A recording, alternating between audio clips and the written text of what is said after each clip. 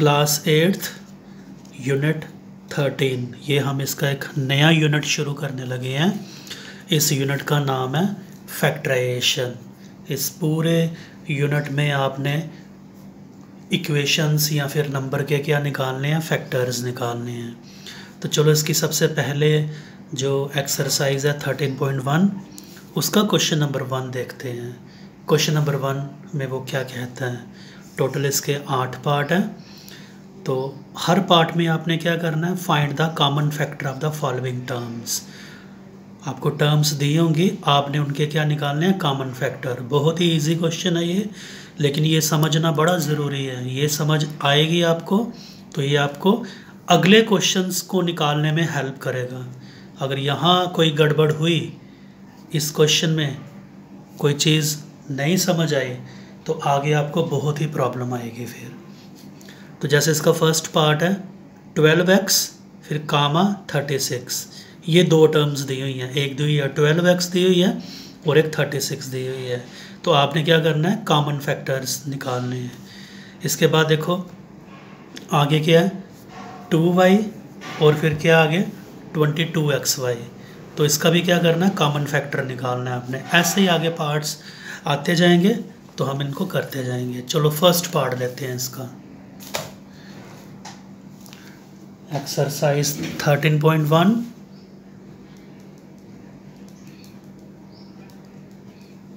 Question number 1 का first part. Question number 1 first part है, common factor निकालना है आपने किसका, 12x और फिर क्या है 12x और फिर 36। ठीक है, आपने सबसे पहले 12x को ले लेना है। 12 के साथ एक अल्फ़ाबेट लगा हुआ है, x लगा हुआ है। x को तो बाद में हम देखेंगे, हम सीधा 12 को देखेंगे। और 12 को आपने क्या करना है, फैक्टराइज करना है, तोड़ना है। ऐसे तोड़ा जाता है इसको। छोटे टेबल से शुरुआत करनी है। 2 के टेबल में आता है ना ये 2 6 12। द्वारा 2 से आता है बिल्कुल। 2 3 6। अब 3 जो है वो 2 के टेबल में थोड़ी आता है, लेकिन अपने टेबल में आता है 3 1 3। तो 12 की जगह क्या लिखूंगा मैं, 2 मल्टीप्लाई 3। ठीक है, मल्टीप्लाई ये साथ में x लिख लेना। ये मल्टीप्लिकेशन का साइन और x को ज़रा ध्यान में रखना, इनको कहीं x नहीं समझ लेना। ये x है, ये मल्टीप्लिकेशन के साइन है। ठीक है, अब ये तो हो गई बारी इसकी। अब क्या लेंगे हम, 36 उसको ले लेते हैं। बिल्कुल ऐसे ही। अगर आपको डायरेक्ट पता हो तो आप डायरेक्ट भी कर सकते हो, नहीं तो फिर ये साइड पे जाके हमेशा छोटे टेबल से शुरू करना है। 2 18 द्वारा 2 के साथ चेक करो, अगर जाता है तो बिल्कुल जा रहा है। 2 9 18 द्वारा 2 के साथ देखो नहीं जा रहा है, 3 के साथ जा रहा है ना। 3 3 9। अब 3 अपने ही टेबल में 3 1 3। तो क्या आया ये 2 मल्टीप्लाई 2 फिर कितना आया 3 और फिर द्वारा कितना आया 3। अब दोनों में जो कॉमन आ रहा है, क्योंकि कॉमन फैक्टर ही निकालना है ना, दोनों में जो कॉमन आ रहा है उनको आप बॉक्सेस में बंद कर लो। ये देखो आ रहा है ना 2 2, इधर भी 2 आ रहा है, इधर भी 2 आ रहा है। क्या कुछ और बन रहा है, ये भी बन रहा है, ये भी दोनों में कॉमन आ रहा है। क्या कुछ और बन रहा है, बिल्कुल 3 भी बन रहा है। क्या कुछ और बन रहा है, नहीं बन रहा है। अब देखो ये 2 का ग्रुप 3 का ग्रुप। अब हम लिखेंगे factor, common factor. Common factor of 12x and 36 is, ये इस ग्रुप के लिए 1 2 मल्टीप्लाई का साइन, इस ग्रुप के लिए 1 2 फिर मल्टीप्लाई का साइन, और इस 3 के लिए 1 3। अब इनको क्या करना, मल्टीप्लाई। 2 2 4 3 12। तो 12 इसका क्या आ गया, कॉमन फैक्टर आ गया। ठीक है, समझ आई बात या नहीं है, आया समझ। तो ये देखो कितना आसान क्वेश्चन था, मुश्किल है ही नहीं है ये। अब हम इसके सेकंड पार्ट की बात करते हैं। सेकंड पार्ट में क्या है, एक 2y है और दूसरा कितना है 22xy। सबसे पहले क्या लेना है 2y, तो 2 तो अपने ही टेबल में आएगा, करने की ज़रूरत ही नहीं है। 2 मल्टीप्लाई वाई आ गया, बस इसको रफ में करने की ज़रूरत नहीं है। ऐसे ही आगे क्या है 22xy। सबसे पहले नंबर को लेना है, इसको भी करने की ज़रूरत नहीं है, सीधा ही 2 11 जार 22 नहीं होता गया है ना।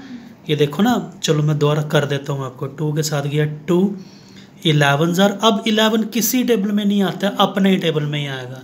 ये देखो 2 मल्टीप्लाई 11, साथ में ये मत छोड़ना कहीं। फिर मल्टीप्लाई का साइन लगाया, x लगाया, फिर मल्टीप्लाई का साइन लगाया, y लगाया। ठीक है, अब देखो ये पेयर बनाना शुरू कर दो। ये पेयर बना एक, उल्टा सीधा जैसे भी निशान बनता, कुछ नए भी लगाओ, चाहे कोई ज़रूरी नहीं है कि ये डिज़ाइन में बना रहा हूँ। जो अपने दिमाग में देख लो कि क्या क्या आया है। और क्या आ रहा है, y भी आ रहा है ना दोनों में। ये अजीब सा डिज़ाइन बन रहा है, ये y। और कुछ आ रहा है क्या, नहीं आ रहा है। तो हम लिखेंगे देयरफॉर कॉमन फैक्टर ऑफ, क्या दिया था क्वेश्चन, 2y और 22xy इज, ग्रुप में क्या आया 2, उसको मल्टीप्लाई करना है y के साथ। 2 मल्टीप्लाई y कितना हो गया 2y। हो गया क्वेश्चन ये ख़त्म। ठीक है, ऐसे ही थर्ड पार्ट देखो। थर्ड पार्ट है 14 pq और 28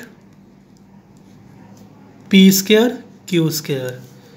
पहले 14 pq ले लो। 2 7 जार 14 होता है, फिर 7 अपने ही टेबल में आएगा तो करने की ज़रूरत नहीं, इसको मल्टीप्लाई p मल्टीप्लाई q। ठीक है, अब क्या आ गया 28, साथ में p स्क्वायर q स्क्वायर। इसका आएगा 2 2 जार 4 7 जार। मैंने दिमाग में कैलकुलेट कर लिया। मैं एक बार दोबारा ये करके बता रहा हूँ, आप इसके बाद नहीं करके बताऊँगा, आपने खुद करते रहना है।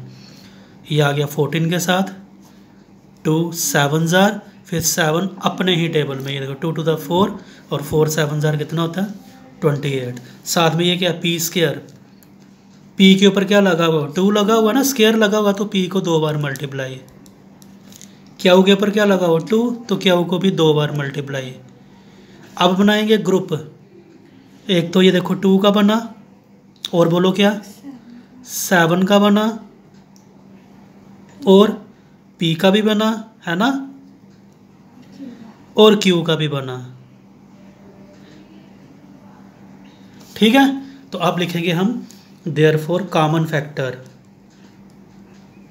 Common factor of 14 pq and 28 p square q square is, इस ग्रुप के लिए एक बार 2 है ना, मल्टीप्लाई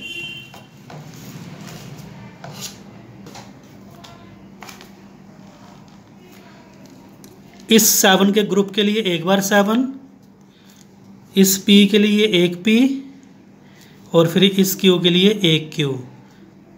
7 2 जार 14, साथ में pq। ये कॉमन फैक्टर आ गया। बहुत इजी क्वेश्चन।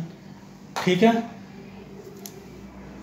इसमें अभी 2 टर्म्स दी है ना, टर्म्स 3 भी हो सकती हैं, जैसा कि अगले 4th पार्ट में है। तो 4th पार्ट देखो क्या है इसका, पार्ट नंबर 4। जैसे 4th पार्ट है उसमें एक 2x है, फिर 3x स्क्वायर है, और फिर 4 है। ये देखो 3 टर्म्स आ गई। अब तीनों को लेना है। पहले 2x लेंगे तो 2 का 2 ही रहेगा, मल्टीप्लाई x आ गया। आगे क्या है 3x स्क्वायर, 3 तो अपने ही टेबल में आएगा, स्क्वायर था 2 बार कर लेना है। अब आगे क्या है 4, तो ये क्या आएगा 2 2 ज़ार 4। कोई देखो तीनों में जो कॉमन हो, तीनों में, पहले 2 में देख रहे थे नहीं अभी, जो इधर भी हो इधर भी हो उधर भी हो, ध्यान से देखो कोई है ऐसा। 2 को लेते हैं, इधर तो है इधर है, इधर है नहीं, नहीं ले सकते। x लेते हैं, इधर है इधर है, इधर है ही नहीं। 3 लेते हैं, 3 बस इधर ही है। बाकी तीनों में कोई चीज़ कॉमन है ही नहीं है, तो इधर कॉमन फैक्टर क्या आएगा, तो कॉमन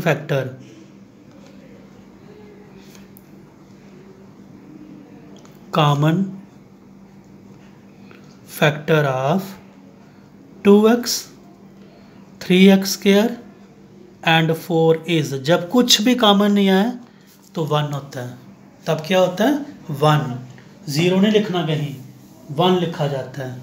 फिफ्थ पार्ट है 6abc 24ab स्क्वायर फिर 12a स्क्वायर b। एक बार दोबारा चेक कर लेते हैं, 6abc 24ab स्क्वायर और 12a स्क्वायर b। ले लेंगे पहले 6abc को, 2 3 ज़ार 6 होता है ना, फिर multiply a multiply b multiply c, अभी 24ab स्क्वायर आएगा। अब इसका करेंगे हम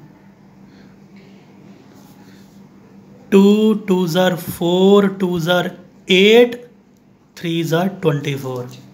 नहीं पता चलेगा तो रफ में जाके जैसे फैक्टरेशन बताइए वैसे कर लेना।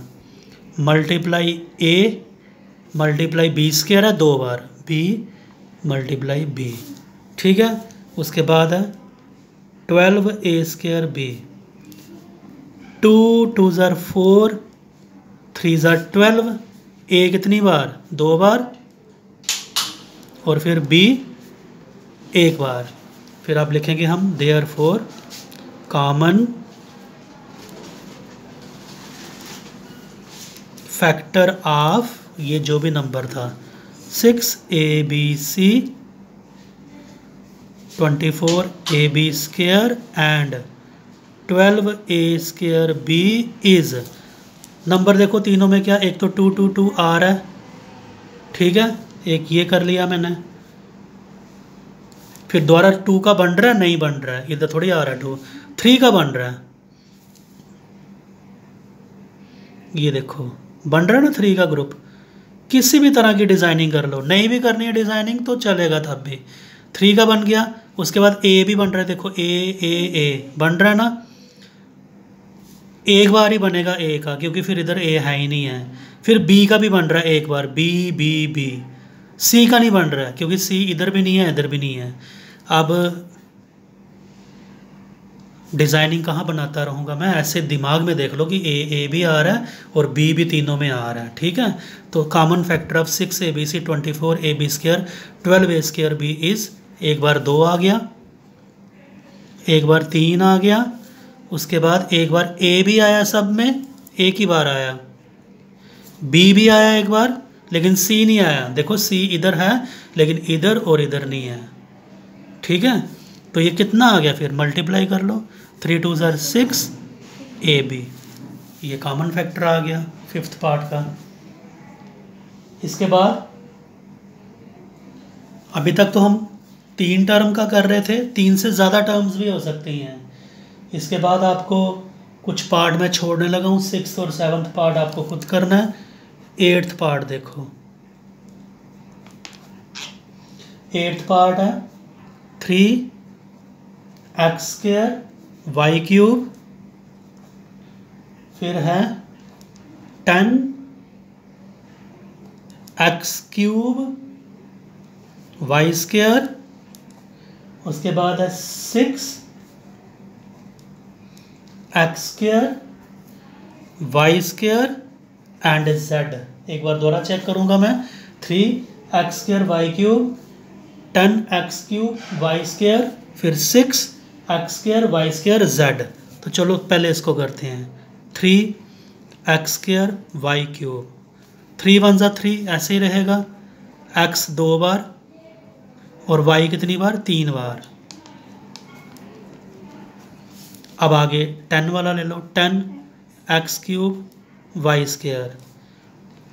2 5 ज़ा 10 होता है ना, तो एक्स को 3 बार, 1 2 3, और वाई कितनी बार? 2 बार। ये आ गया। उसके बाद आगे क्या आएगा? 6 एक्स स्क्वायर वाई स्क्वायर और जेड। करो इसको, 2 3 ज़ार 6, फिर एक्स 2 बार, वाई भी 2 बार और जेड 1 बार। कॉमन फैक्टर,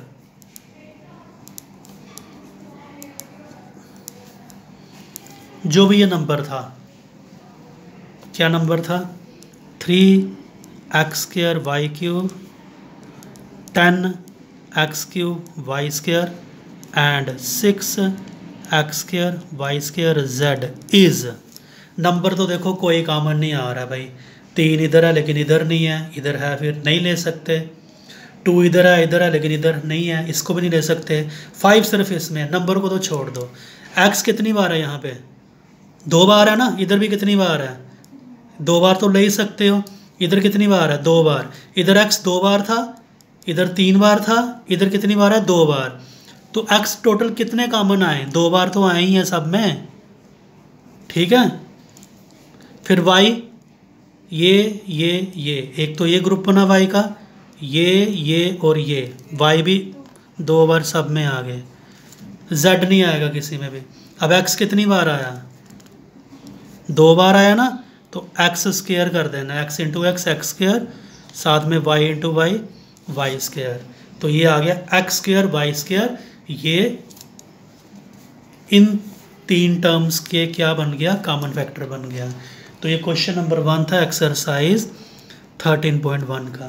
इसको ध्यान से समझना, बार बार प्रैक्टिस करना। मैं फिर से बता रहा हूँ आपको, अगले क्वेश्चन में इसका काम आएगा। ये अगर आपको पता चला तो आगे मुश्किल नहीं पड़ेगी, नहीं तो प्रॉब्लम हो जाएगी आपको, ठीक है। ओके।